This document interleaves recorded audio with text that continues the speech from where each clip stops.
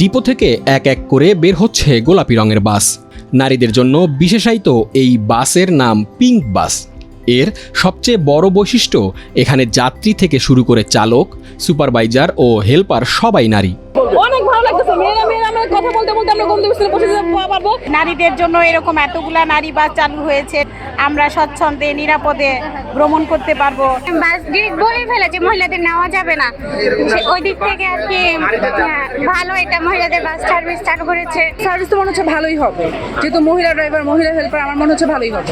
মেয়েরা আমরা যেতে পারবো, আমাদের হচ্ছে পুরুষের কোনো ইয়ে থাকবে না। নারী যাত্রীদের যাতায়াত নিরাপদ ও স্বাচ্ছন্দ্যময় করার পাশাপাশি পরিবহন খাতে নারীদের কর্মসংস্থান তৈরি করতেই এই উদ্যোগ নিয়েছে বাংলাদেশ সড়ক পরিবহন কর্পোরেশন বিআরটিসি। আমরা নারী, আমরা পারি, ফ্যামিলিতে আমরা হাল ধরতে, তারপরে এবং 14 আমরা দেখিয়ে দিলাম যে আমরাই পারি, আমরা নারীরাই পারি পুরুষের পাশাপাশি আমরা চ্যালেঞ্জিং কাজগুলো করতে।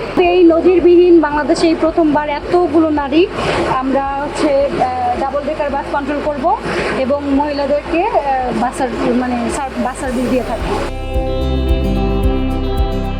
প্রাথমিক পর্যায়ে ঢাকা, চট্টগ্রাম ও বগুড়ায় 13টি রুটে মোট 14টি বাস নিয়ে শুরু হয়েছে এই সেবা।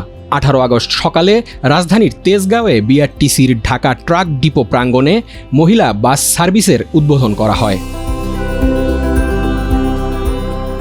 বিপুল সংখ্যক কর্মজীবী নারী ও শিক্ষার্থীদের জন্য চালু হওয়া এই উদ্যোগকে ইতিবাচক হিসেবে দেখছেন সংশ্লিষ্টরা।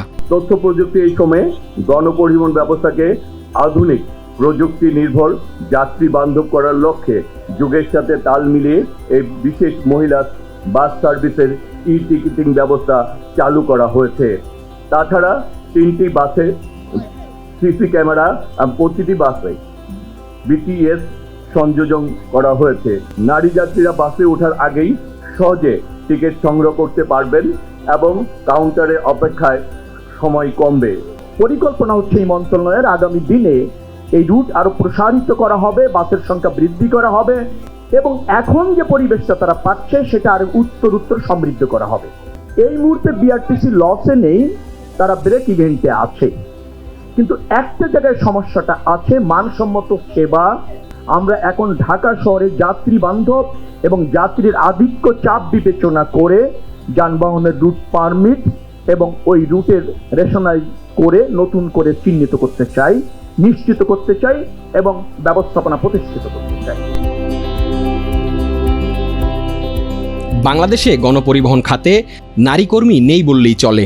সেই জায়গা থেকে নারী চালক ও সুপারভাইজার দিয়ে পরিচালিত এই উদ্যোগটি পরিবহন খাতে বৈষম্য দূর করতেও গুরুত্বপূর্ণ ভূমিকা রাখবে বলে মনে করছেন খাত সংশ্লিষ্টরা।